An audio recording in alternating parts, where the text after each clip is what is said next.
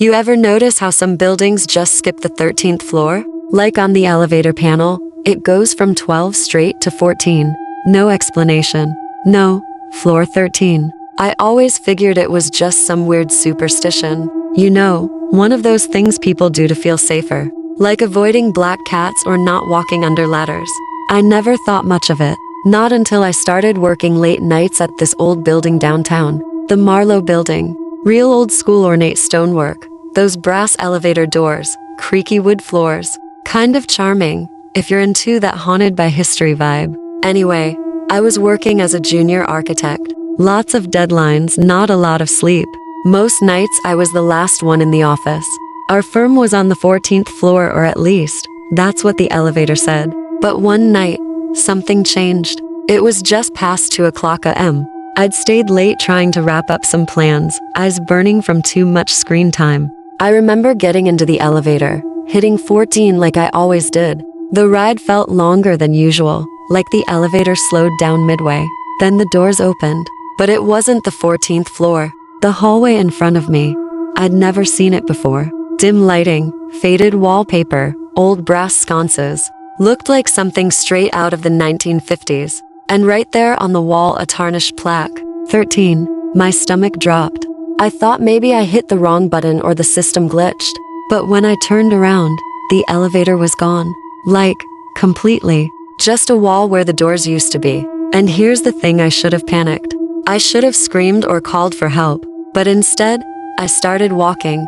Like something was pulling me forward. The hallway was long. Too long. Lined with office doors, all with fogged glass windows and those old school nameplates. But the names were blurred out like water had seeped in and distorted the lettering. I pushed one open. Inside was a perfectly preserved office. Rotary phone, typewriter, a desk covered in dust and yellowed paper. The air smelled like old paper and rust. But it was more than that, it was thick. Like I was breathing someone else's memory. Then I heard it. A soft tapping. Steady. Rhythmic. Like fingers drumming on a desk somewhere further down the hall. I followed the sound, heart pounding in my ears. Every step echoed like the building was hollow. I found the door it was coming from just slightly ajar. I pushed it open. There was a man sitting at the desk. Back to me. Gray suit. Thin shoulders. Still tapping his fingers in that same pattern. Sorry, I said. I think I got off on the wrong floor. He stopped tapping. Didn't move. Didn't say a word for a long time.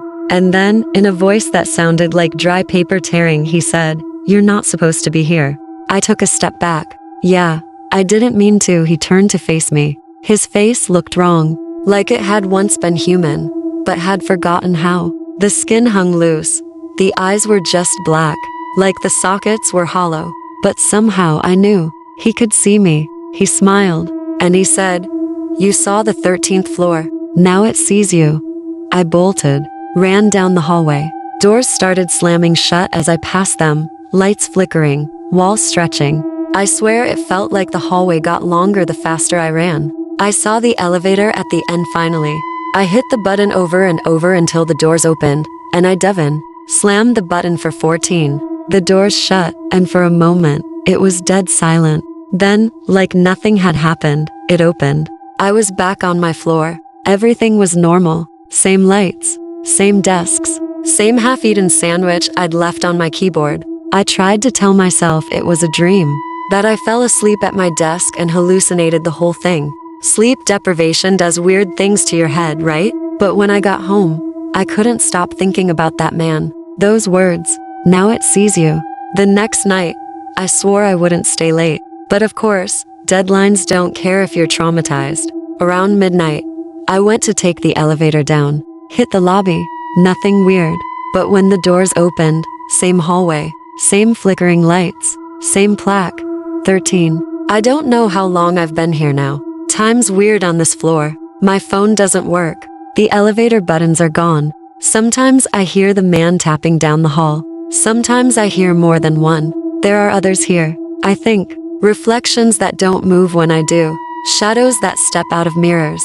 Phones that ring even though they're not plugged in. And sometimes I hear the elevator, but it never stops on this floor. If you ever find yourself in a tall building, late at night, and the elevator stops at a floor that shouldn't exist, don't step out, no matter what you hear. Because once you see the 13th floor, it sees you. This was Neural Narratives. Some places were hidden for a reason. Subscribe for more stories that might just be true. And remember, if your reflection ever blinks when you don't run,